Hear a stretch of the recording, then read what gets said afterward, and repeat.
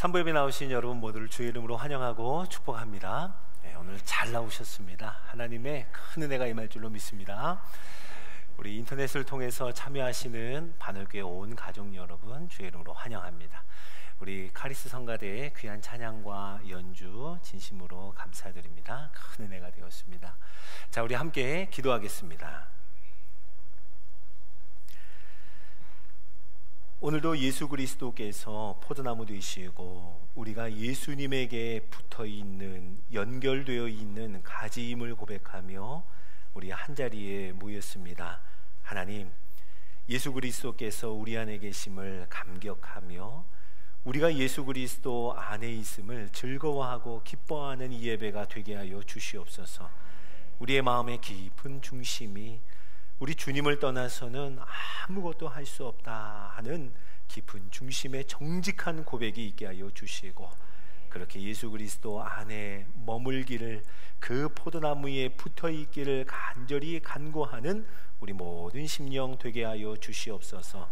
주께 붙어있을 때에 많은 열매를 맺게 하시는 하나님의 놀라운 풍성함을 경험하는 이 예배 되게 하여 주시고, 농부 되신 우리 하나님 아버지께 큰 영광을 올려드리는 이 예배 모든 시간 되게 하옵소서. 감사하며 우리 구주 예수님의 이름으로 기도드립니다. 아멘. 자, 오늘 본문 사무엘하 5장을 함께 읽었습니다. 자, 오늘 본문으로부터 한 20년 전의 일입니다. 그날도 다윗은 목동이었죠. 자기가 맡은 일, 양을 돌보고 있었습니다. 양들에게 좋은 풀을 먹이러 집에서 꽤나 먼 곳까지 간 모양이에요. 그때였어요. 멀리서부터 다윗을 다급하게 부르며 달려오는 사람이 있었습니다. 좀처럼 이런 일은 없었습니다. 그런데 그 사람은 오자마자 다짜고짜 다윗을 다그치며 빨리 집으로 뛰어가라는 거예요. 양떼는 내가 맡을 테니 너는 얼른 집으로 달려가라. 다윗이 어리둥절하여 물었겠죠. 왜요? 무슨 일이에요? 집에 어떤 분이 오셨는데 너희 8명의 모든 형제들을 다 보고 싶어 하셔. 다른 형제들은 다 봤으니 이제 너를 꼭 보고 싶어 하신단 말이야. 자, 그런데 다윗은요, 이 소리를 듣고 빨리 달려갑니다. 다윗은 아마 달리기를 잘했을 거예요. 정말 빨리 뛰어갔습니다. 그리고 집에 들어갔더니 딱 보아도 현인으로 보이는 한 노인이 있었습니다. 다윗을 많이 쳐다보고 있는 거예요. 다윗과 눈을 마주쳐 쳐다보던 그 노인은 어떤 영감이 떠올랐는지 어떻게 할 겨를도 없이 갑자기 다윗의 머리에 기름을 붓습니다. 자, 그 장면을 지켜보던 다윗 자신도, 그리고 다윗의 아버지, 다윗의 모든 형제들도 직감하는 것이 있었어요. 다윗이 이제 무언가 되겠구나 하는 느낌이었습니다. 자, 다윗의 가족들은 기름 부음을 받는다는 것, 이것의 의미를 잘 알고 있었습니다. 자, 그것은 왕이 되는 것이었어요. 자, 그런데요, 그때부터 시작하여 다윗은 왕이 되기는커녕 왕에게 쫓기는 삶이 시작이 됩니다. 도망자의 긴 세월을 보내게 되죠. 한참 꿈을 펼칠 그 나이에 언제나 생명의 위협을 느끼며 조마조마한 마음으로 쫓겨다니는 삶을 살게 되는 거예요. 자, 그렇게 오랜 세월이 지납니다. 그리고 나서 다윗은 두 번째 기름 부음을 또 받습니다. 자, 오늘 본문으로부터 한 7, 8년 전 정도가 되죠. 그렇게 자신을 쫓아다니던 사울 왕이 전쟁에서 죽임을 당합니다. 다윗은 온 마음을 다해 기름 부음 받은 자의 죽음을 슬퍼하죠. 그 즈음이었습니다. 그때 다윗의 곁에는요, 늘 함께 다윗과 하던 사람들이 있었어요. 다윗을 우두머리로 삼았던 한 400명에서 600명 정도 되는 사람들입니다. 모두 환난당한 사람들이었고 빚진 사람들이고 그 마음이 원통한 사람들이었다라고 성경은 우리에게 말씀해 줍니다. 자, 그들과 함께 헤브론으로 올라갑니다. 그리고 유다 사람들, 유다 한 지파의 사람들이 그에게 기름을 부어요. 이것이 다윗에게 두 번째 기름 부음을 하는 장면입니다. 자, 다윗은 두 번째 기름 부음을 받은 후에 유다 한 지파의 왕이 됩니다. 자, 우두머리에서 이제 왕이 되는 것 같았으나 여전히 나머지 11지파와의 지긋지긋한 싸움이 앞으로도 계속되는 거예요. 그리고 진흙탕과 같이 더럽고 시궁창과 같이 냄새나는 그런 싸움이 7, 8년을 계속하게 됩니다. 그리고 드디어 오늘 본문 사무엘하 5장을 보면 다윗은 세 번째 또다시 기름 부음을 받습니다. 그런데 이제는 사무엘 선지자 한 사람에게서 기름 부음 받는 것 아니고 또 유다 지파 단 한 지파의 사람들로부터 기름 부음을 받는 것도 아닙니다. 이제 오늘 본문에 보니 모든 이스라엘의 지파가 다 다윗에게 나와 기름을 붓습니다. 자신의 머리에서부터 기름이 부어지고 그리고 온 몸에 기름이 흘러내리는 동안 다윗은 처음 기름 부음 받을 때부터의, 그러니까 20년 동안의 일들이 주마등처럼 스쳐 지나갔을 것입니다. 자, 이렇게 다윗은 오늘 우리가 함께 읽은 본문에서 세 번째 기름 부음을 받는 거예요. 자, 하지만 다윗이 이스라엘 모든 지파의 왕으로 세워지기까지 다윗이 가나안 정복을 하듯 한 지파 한 지파를 대응하여서 전쟁을 한 것도 아닙니다. 그리고 한 지파 한 지파를 상대로 외교적인 어떤 그런 뛰어난 정치를 벌였던 것도 아니에요. 그죠? 하나님이 약속하신 대로 온 이스라엘이 하나 되게 하셨습니다. 하나님이 하시는 거예요. 하나님이 말씀하신 그대로 모든 지파가 하나 되어서 다윗에게 나오게 하셨습니다. 엄밀히 말하면 다윗이 한 것이 아니에요. 누가 하셨어요?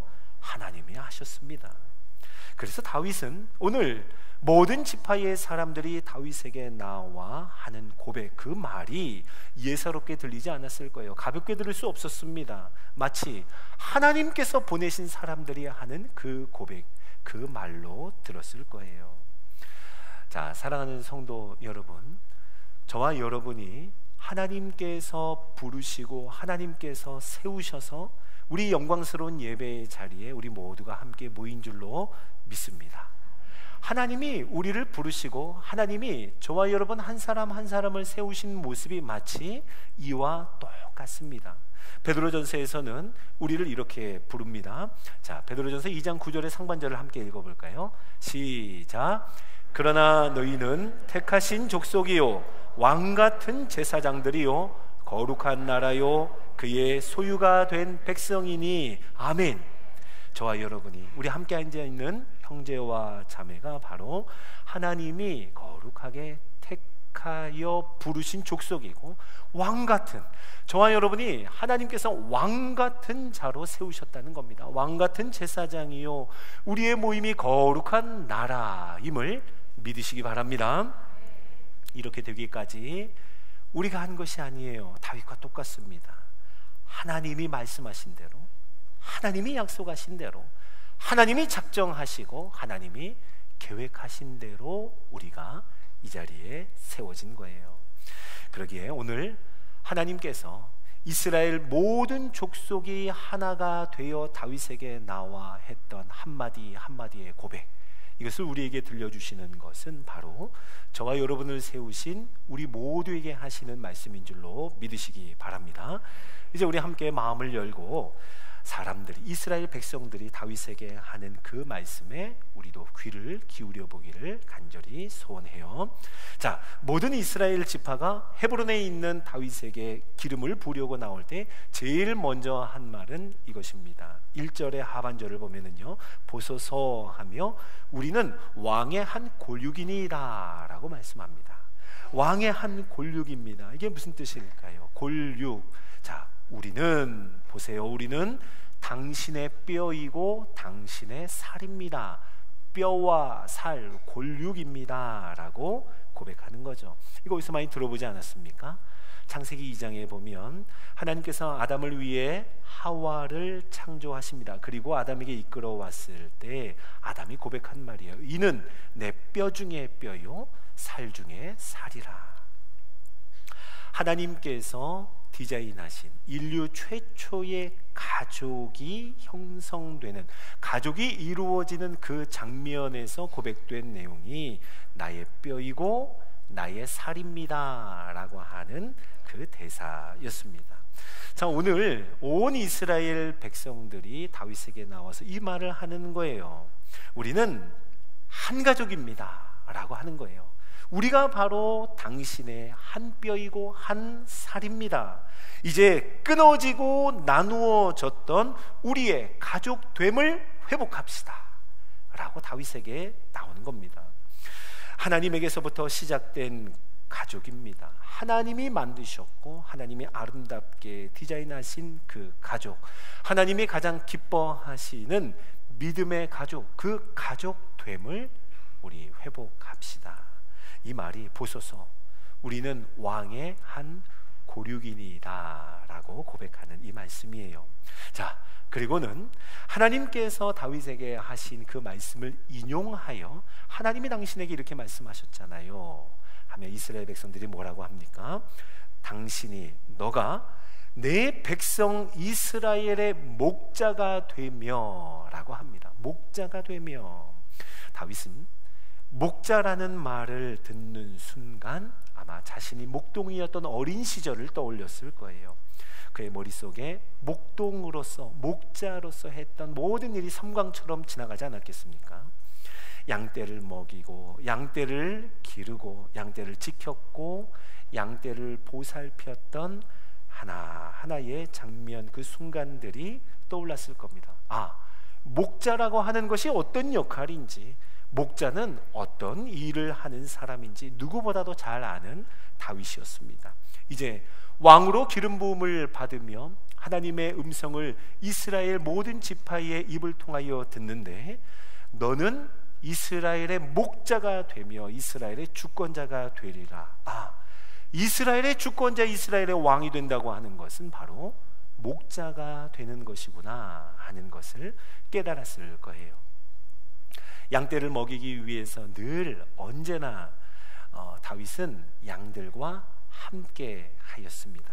사자나 곰이 위협할 때에는 그 맹수들의 입에서 양들을 건지내기 위하여 자신의 생명을 걸고 그들을 건져내었던 다윗이었습니다. 하나님의 백성 이스라엘의 주권자는 바로 그런 사람이구나, 목자가 되는 것이구나.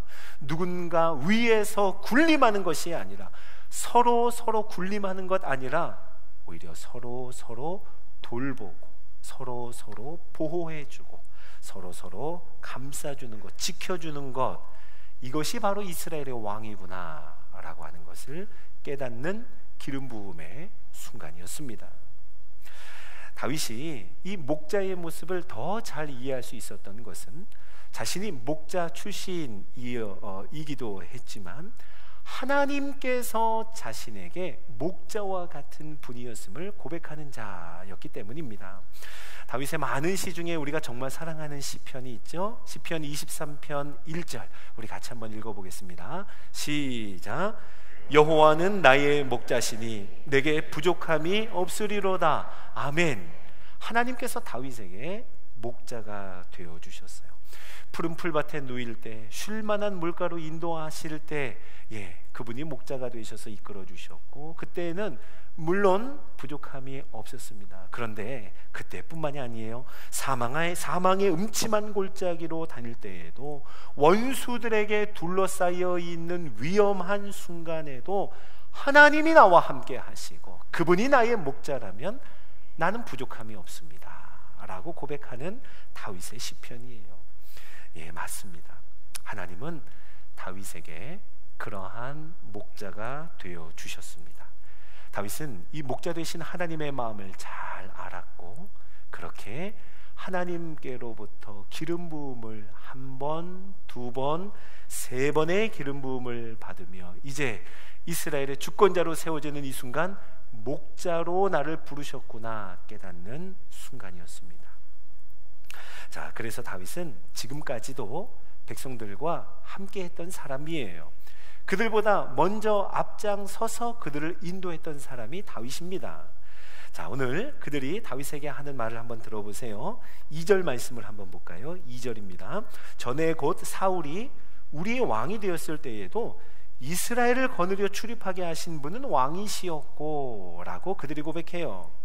백성들 앞에서 출입하다라고 하는 문구는 전쟁에 나갈 때 앞장서서 이스라엘 백성들을 인도했다라고 하는 의미입니다. 사울이 왕으로 있을 때에도 우리를 인도하고 우리보다 앞장섰던 사람은 바로 당신 다윗이었습니다 라고 고백하는 거예요. 벌써 한참 전이었습니다. 자, 사무엘하 5장을 우리가 오늘 읽고 있는데 그 전 사무엘상 18장을 보면은요, 다윗이 어떠한 모습이었는지를 우리에게 보여주는데, 사무엘상 18장 16절 같이 한번 읽어보겠습니다. 시작. 온 이스라엘과 유다는 다윗을 사랑하였으니 그가 자기들 앞에 출입하기 때문이었더라. 아멘. 벌써 이전부터 이스라엘 백성들은 다윗을 사랑했어요. 근데 왜 사랑했답니까? 다윗이 그들 앞에서 함께 그들보다 앞서 출입하였기 때문에 다윗을 사랑했다. 다윗은 그런 사람이었습니다. 오늘 다윗을 사랑했던 그 사람들이 다윗에게 나와서 이제 한 마음이 돼서 말하는 거예요. 베들레헴에서 양떼를 돌보았던 것처럼 이제 우리를 돌보고 우리를 지키는 목자의 마음으로 왕이 되어 주십시오. 우리의 목자가 되어 주세요. 광야에서 환난당한 사람, 빚진 자들, 그리고 마음이 원통한 사람들과 언제나 가족이 되어 함께 했던 것처럼 이제 우리의 가족이 되어 주세요 라고 다윗에게 바라는 겁니다. 자, 사랑하는 성도 여러분, 오늘 이 말씀을 대하고 있는 저와 여러분에게 이 말씀은 참 큰 울림이 되는 것 같아요. 조금 가졌다 하면 마치 왕이라도 된 것처럼 함부로 군림하고 힘부리려고 하는 이 시대의 모습 아닙니까? 모든 관계들을 한번 보세요. 조금만 있다 싶으면 억누르고 짓밟아 버리는 이 시대의 아픈 이야기들을 우리는 많이 듣습니다. 환난당한 사람, 원통한 사람들의 마음 헤아리지 못하고 공감하지도 못하는 우리의 마음, 저 경직된 마음, 딱딱해진 마음에 안타까움을 금할 수가 없어요. 목자와 같이 책임지고 앞장서는 사람은 찾아보기가 점점 더 어려워지는 이 시대의 많은 소식들입니다. 하나가 되는 것, 가족됨을 이루는 것, 이것이 가장 어렵다 못해 불가능하게까지 여겨지는 이 시대를 우리는 살아가고 있습니다.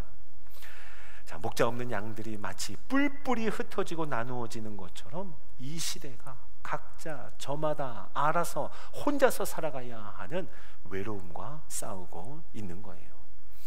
이러한 때에 하나님께서 특별한 마음과 소망을 가지고 택하신 사람들이 바로 저와 여러분임을 잊지 않기를 바랍니다.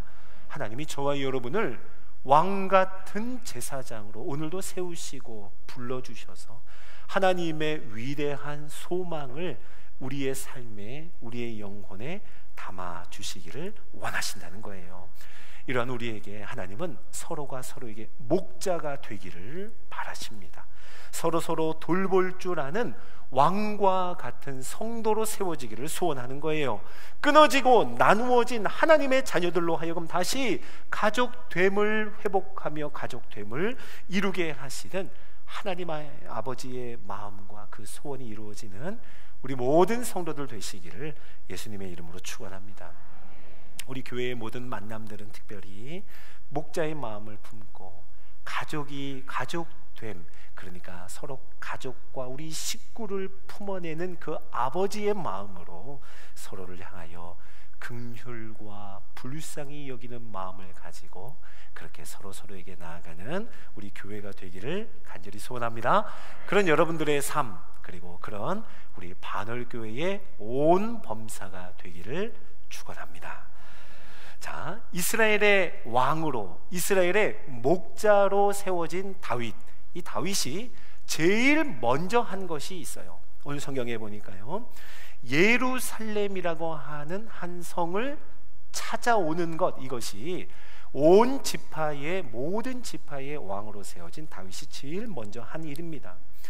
여러분, 예루살렘은 원래 하나님께서 이스라엘에게 주신, 특별히 유다 지파에게 주신 땅이요 기업이었습니다. 여호수아 15장에 보면은요, 유다 자손에게 주신 땅들의 목록이 쭉 나오면서 마지막 63절은 이렇게 기록하고 있어요. 자, 이 말씀 한번 읽어볼까요? 시작.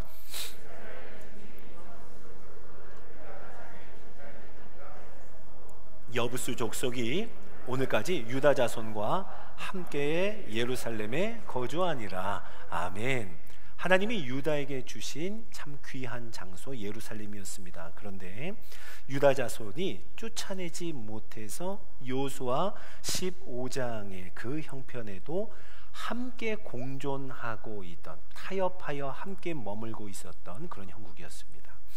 자, 예루살렘은요, 여러분, 난공불락의 성으로 유명했습니다. 도시의 삼면이 아주 가파른 절벽으로 이루어져 있어요. 점령하기에는 너무 어려운 땅이었습니다. 자, 그런 의미에서 유다 지파조차도 남겨둘 수밖에 없었던 곳, 그곳이 예루살렘이었다는 거예요. 여러분, 유다 지파 하면은 12지파 중에서도 아주 으뜸으로 꼽히던 지파입니다. 하나님께 물어볼 때, 하나님 누가 먼저 나아갈까요? 라고 할 때 하나님은 대부분 유다가 먼저 올라갈지라 라고 대답하신 경우가 참 많습니다. 그렇게 유다는 으뜸으로 꼽히던 지파였음에도 불구하고 그들이 점령하지 못하고 정복하지 못하고 남겨두었을 만한 그런 곳이 예루살렘이라는 거예요. 자, 이런 의미에서 예루살렘을 오늘 다윗이 회복했다, 이것은 타협하고 남겨두었던 것, 이 정도면 됐지 하며 스스로 타협하던 모든 것이 완전히 회복되는 것을 우리에게 보여줍니다. 자, 예루살렘은 여러분, 그 옛날 믿음의 조상 아브라함, 창세기의 이야기죠. 아브라함이 그 귀한 아들 이삭을 드렸던, 하나님 앞에 드렸던 모리아 산이 있는 곳이 예루살렘이었어요. 그리고 예루살렘은 우리가 잘 아는 것처럼 여호와의 산, 성산이라고 하죠. 이제 여호와의 산이라고 불리며 이스라엘 온 백성들이 하나님 앞에 예배드리는 바로 그 성전이 세워질 곳, 이것이 예루살렘이었습니다. 그리고 더 멀리 본다면 장차 예수 그리스도께서 우리의 죄와 허물을 위하여 하나님의 완전한 약속을 다 이루기 위하여 완전하고도 영원한 예배 제사를 드리게 되는 갈보리산, 갈보리 언덕이 있는 곳이 바로 예루살렘이었습니다. 자, 보니 예루살렘의 회복, 다윗이 예루살렘을 찾아오는 것, 이것은 남겨두었던, 타협하고 있었던 예배가 회복되는 것이었고, 하나님을 예배하는 제사장 나라의 회복을 의미하는 것이었습니다. 자, 여러분, 이것을 우리에게 한번 적용해 볼까요? 다윗이 오늘 예루살렘을 회복하며 우리에게 주시는, 우리에게 심어주시는 말씀이 있다면 예배가 무엇일까 하는 질문을 갖게 합니다. 여러분, 예배가 뭘까요? 오늘 우리가 함께 읽고 있는 사무엘하 5장의 뒷부분을 보면 아, 예배가 이런 것이구나 하고 좀 알 수 있는데요, 11절과 12절을 보면 다윗이 이스라엘의 모든 지파로부터 기름 부음을 받았다, 왕으로 세워졌다 하는 이 소식을 듣고 누가 요구하지도 않았는데도 불구하고 두로왕 히람이요, 사람들을 보냅니다.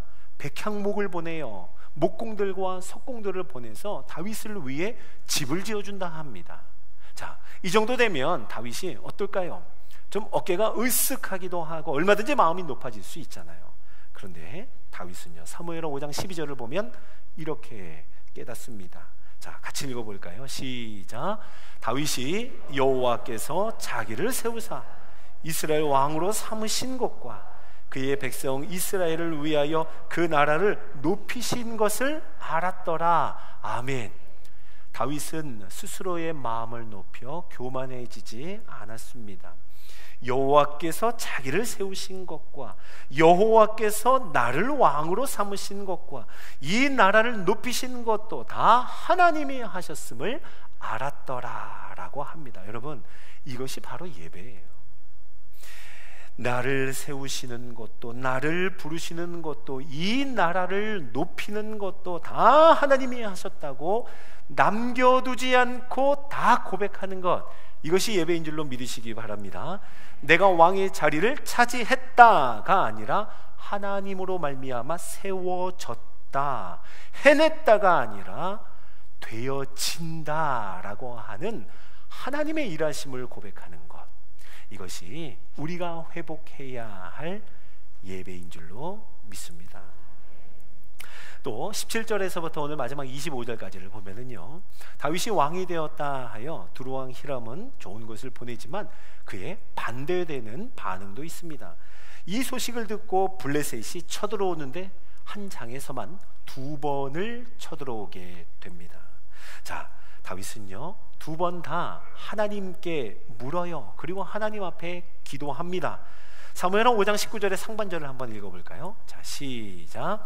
다윗이 여호와께 여쭈어 이르되 내가 블레셋 사람에게로 올라가리까 여호와께서 그들을 내 손에 넘기시겠나이까. 아멘. 다윗이 블레셋이 쳐들어온다 함을 듣고 하나님 앞에 묻는 거예요. 그리고 곧바로 이어진 또 그러한 같은 상황에서도 여전히 23절에 보면 다윗이 하나님께 여호와께 여쭈니라고 합니다. 여러분, 블레셋이 쳐들어왔어요. 대적이 쳐들어옵니다. 어떻게 해야 돼요?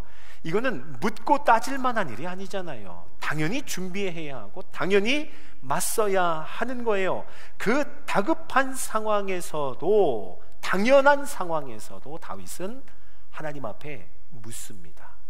그리고 하나님 앞에 기도하는 거예요. 자, 여러분, 바로 이것이 예배예요. 다른 것이 예배가 아닙니다.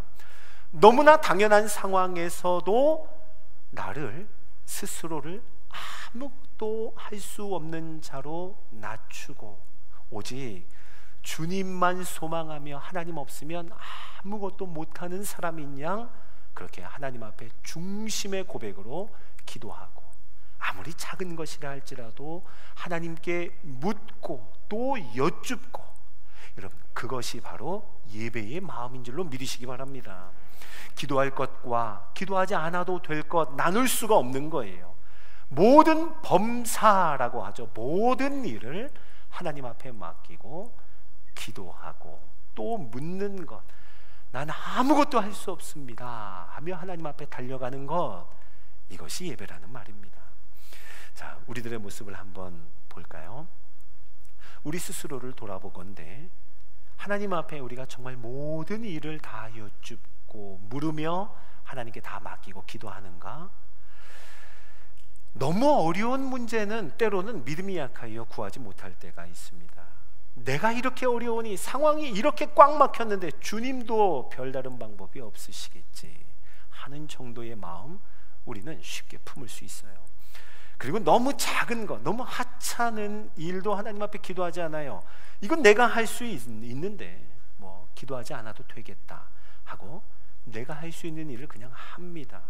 자, 그렇게 되니 너무 어려운 일도 기도하지 않고 너무 작은 일도 기도하지 않고 그저 기도할 만한 것만 기도하는 것에 익숙해져 버린 저와 여러분의 모습을 한번 보게 됩니다. 그러면서 우리의 삶 가운데 하나님이 일하시는 영역, 이것을 우리 마음대로 제한하는 거예요. 자꾸만 좁혀오는 겁니다. 자, 사랑하는 성도 여러분, 그것까지는 어렵다, 그것까지 할 필요는 없다 하며 오랫동안 남겨두었던 예루살렘을 다시 찾아오는 것처럼 저와 여러분의 삶에, 우리의 영혼에 다시 하나님께 마땅히 드려야 할 예루살렘, 그 예배가 회복되는 우리 성도들 되시길 예수님의 이름으로 축원합니다. 형통할 때 주님이 하셨다고 남김없이 다 고백하세요. 곤고할 때는 더더욱 하나님이 하실 일이 있다고 믿음으로 고백하는 우리가 되기를 간절히 바랍니다. 자, 성도 여러분, 기도할 만한 것만 기도하며 남겨두었던 모든 범사를 다 하나님 앞에 기도하고 어려운 문제 앞에서는 오직 주님만 하실 수 있습니다 믿음을 가지고 간구하며 너무나 작은 일 앞에서도 나를 아무것도 할 수 없는 자로 낮추며 하나님께 온전히 매달릴 줄 아는, 그렇게 하나님께 매여 있는 우리 모두가 되기를 간절히 소원합니다. 이제 말씀을 마치겠습니다. 오늘 함께 읽은 본문의 마지막 10절은 이렇게 말씀해 주죠. 우리 같이 한번 읽어볼까요? 시작. 만군의 하나님 여호와께서 함께 계시니 다윗이 점점 강성하여 가니라. 아멘. 하나님이 함께 하시니 다윗이 강성하여 가는데 점점 강성하여 갑니다. 성도 여러분, 한 번에 되지 않습니다. 하나님을 예배하고 하나님 앞에 한 번 더 의지하고 하나님께 한 번 더 붙잡고 매달리며 하나님께 한 번 더 여쭈어보고 물어보면서 그렇게 강성하여 가는 거예요. 다윗 보세요. 여러분, 한 번의 기름 부으심에서 다 된 것 아니에요. 한 번 더 기름을 부었고 오랜 세월이 흐르고 또 한 번의 기름 부음을 받습니다. 우리도 마찬가지예요. 한 번에 이루어지는 것이 아니라 우리가 하나님 앞에 조금씩 점점 강성하여 가는 하나님과 동행하는 우리의 삶의 현장 발걸음이 되기를 간절히 소원해요. 하나님께서 점점이라고 말씀하시면 우리는 기다릴 줄 알아야 합니다. 하나님이 일하시는 공간을 오늘도 내어드리는 거예요. 하나님이 일하실 시간을 하나님 앞에 의탁하며 다 드리는 겁니다. 하나님은 우리를 절대 한 번에 만드시지 않고 차츰차츰 점점 다윗과 같이 우리를 완성해 가는 줄로 믿으시기 바랍니다. 우리도 매일매일 그렇잖아요. 하나님이 하시는 일을 우리가 다 알고 하루를 넘어가진 않습니다. 오랜 세월이 지나고 나니까 하나님이 나에게 그렇게 일하셨구나. 그때 그 일은 하나님이 꼭 나를 위해서 주신 하나님의 축복이었구나. 이거 나중에 알게 되고 깜짝 놀라잖아요. 그러니 여러분, 우리가 모든 인생을 마치고 하나님의 부름을 받아 천국에 가게 되면 여러분 어떨까요? 한번 인생을 돌아보며 하나님께서 우리를 위해 일하신 하나님의 역사 그 한 가지에만 놀라도 영원토록 놀라야 할 것이 아마 저와 여러분의 삶일 거예요. 그렇기 때문에 여러분, 하루하루의 삶, 그리고 한 걸음 한 걸음의 순간이 참 소중한 것 같습니다. 매일매일 우리가 다 알지는 못하지만 그래도 수고와 땀을 흘리며 막막하지만 또 한 걸음 믿음으로 내딛어 보는 삶, 이것이 참 소중하고 중요하다는 거예요. 이것이 믿음입니다. 왜요? 하나님이 함께 계시니 점점 강성하여 가니라. 이 믿음을 고백하는 삶이기 때문에 그렇습니다. 혹 여러분, 우리의 삶 가운데 한 걸음도 더 나아가지 못하고 그냥 그 자리에서 버텨야 하는 순간도 많아요. 그런데 그때는 버티는 것이 믿음입니다. 왜요? 꼼짝도 못하고 버티는 그 순간이 바로 하나님이 함께 계시는 순간이고 그 곳이기 때문입니다. 자, 사랑하는 성도 여러분, 오늘도 이 하나님의 은혜를 간절히 간구하며 모든 것을 다 맡기는 마음으로 점점 강성하여 가니라 할 때 아멘으로 온 영혼이 대답하는 우리 모두가 되기를 예수님의 이름으로 축원합니다. 자, 우리 말씀 기억하면서 한번 우리 같이 찬양하죠. 은혜 아니면 살아갈 수가 없네. 우리 이 찬양 하나님 앞에 고백하겠습니다.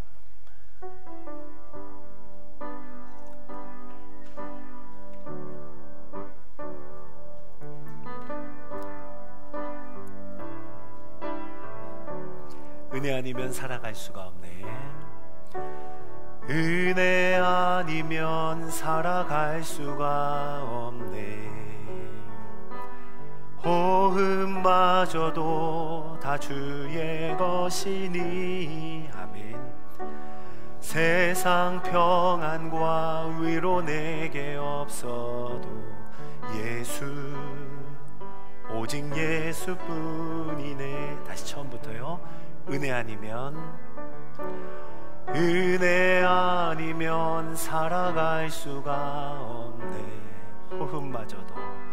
호흡마저도 다 주의 것이니 세상 평안과 위로 내게 없어도 예수, 오직 예수뿐이네. 크신 계획 다 볼 수 없고 크신 계획 다 볼 수도 없고 작은 고난에 지쳐도 주께 묶인 나의 모든 삶 버티고 견디게 하시네. 아멘. 은혜 아니면 살아갈 수가 없네. 나의 모든 것 다 주께 맡기니. 아멘.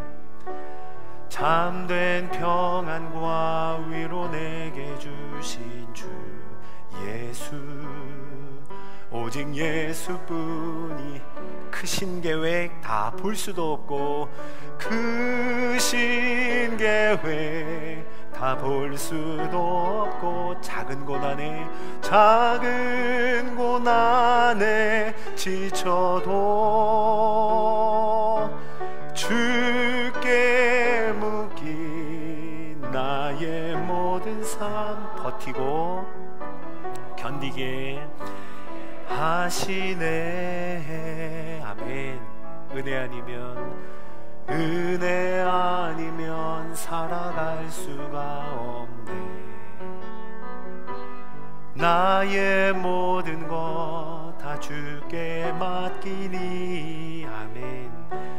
참된 평안과 위로 내게 주신 주 예수, 오직 예수뿐이네.